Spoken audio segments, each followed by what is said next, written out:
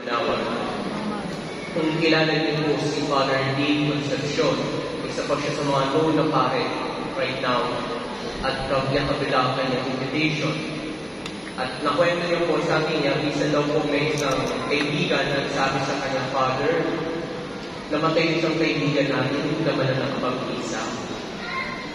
At sabi niya, nung panahon na yun, wala ako, nasa abroad daw po siya, meron siyang invitation at that time, hindi siya nakapag-isa. Ang sabi sa kanyang kaibigan, sana Father, pag ako naman ay makapag-isa ka man lang. Nasagot daw niya ba yung ganito? O sige, schedule na natin para mapag-isakan kita. Mga kapatid,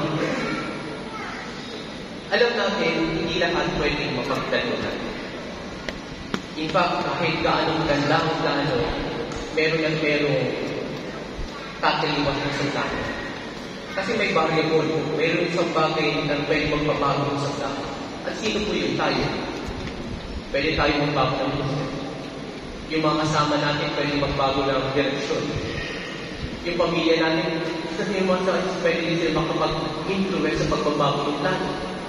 Kaya nga kahit gaano maganda ang plano, meron magbabago.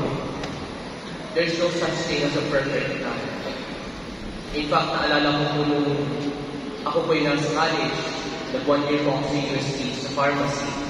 Meron po kami experiment na pinapagawa sa amin doon at hinigyan kami ng teacher namin ng sapat lang na chemicals para sa experiment na yun. Ang sabi sa amin, pag hindi nyo nagamit ng tama, pagsak na kayo sa experiment na yun. Please po yun. Alam niyo po yung ACN, yung muriatic acid cocktail, yung muriatic acid, hydrochloric acid,